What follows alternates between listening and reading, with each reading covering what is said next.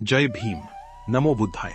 उपासक जन हो, मागील भागात आपण पाहिले की राजा शुद्धोधनाने आपली चिंता हेरून मुलगा सिद्धार्थ यास सांसारिक भोगविलासात रमविण्यासाठी अप्सरेहून सुंदर कामोत्तेजक ललनांना बोलावून त्यांना सिद्धार्थाला वैषयिक सुखात वश करण्यास सांगितले.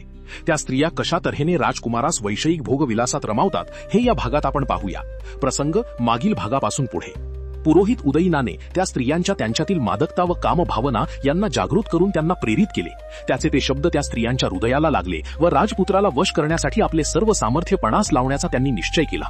तथापि त्यांच्या भ्रुकुटी, त्यांचे कटाक्ष, त्यांचे नखरे, त्यांचे हसणे, त्यांच्या नाजूक हालचाली हे सर्व काही त्यांच्या ठाई असून सुद्धा त्या अंतःपुरवासिनी युवतींना आपण राजपुत्राला वश करू शकू अशी स्वतःबद्दल खात्री वाटत नव्हती.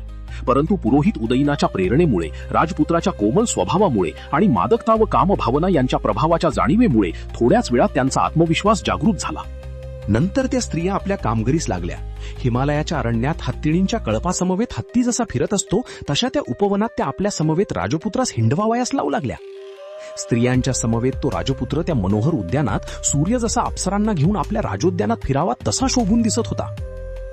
त्यांच्यापैकी काही जणींनी कामाकुल होऊन सहज लागलेल्या धक्क्यात त्याला आपल्या भरदार व पुष्टस्तनांची दाबून धरले, तर दुसऱ्यांनी ठेच लागून पडत असल्याचा बहाणा करून त्याला घट्ट आलिंगन दिले व आपले वेलीसारखे गोंडस हात त्याच्या खांद्यावर लोंबकळत सोडून त्याच्यावर वाकल्या.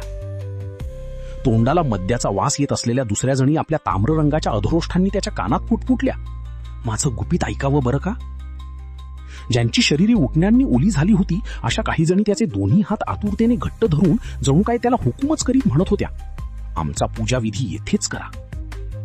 मद्य पिऊन झिंगल्याचे सोंग करणारी दुसरी एक तिचे निळे वस्त्र पुन्हा पुन्हा खाली सरकत असताना आपली जीभ दाखवीत अशी उभी होती की रात्री चमकणाऱ्या विजेप्रमाणे ती चटकन नजरेत भरत होती. काही जणी आपल्या सोन्याच्या पैंजणांचा आवाज करीत तलम वस्त्रात झाकलेली आपली अंगे त्याला दाखवीत इकडे तिकडे फिरत होत्या. दुसऱ्या काही जणी आम्र वृक्षाची फांदी हातात धरून सुवर्ण कलशाप्रमाणे दिसणारे आपले उरोज मुद्दाम दाखवीत उभ्या होत्या. कमलांच्या ताटव्यातून आणलेली कमलपुष्पे हातात धरलेली एक कमलनयना कमलावती पद्मादेवी सारखी त्या कमलमुख राजपुत्रा शेजारी उभी होती. दुसरी एक जण पुरुषी आव आणून त्याला म्हणाली, स्त्रीकडून जिंकला गेलेला तू आता जा, ही पृथ्वी पादाक्रांत कर. अशाच प्रकारे रोज त्या स्त्रिया राजकुमारास वश करण्याचा प्रयत्न करत असत. पुढे त्या कामोत्तेजक स्त्रिया अजून काय काय क्लुप्त्या वापरून राजकुमारास वश करतात की नाही याबद्दल पुढील भागात जाणून घेऊया. त्यासाठी चॅनलला सबस्क्राईब करा, व्हिडिओला लाईक करा, तसेच व्हिडिओबद्दल कमेंट्समध्ये नक्की सांगा. धन्यवाद. नमो बुद्धाय.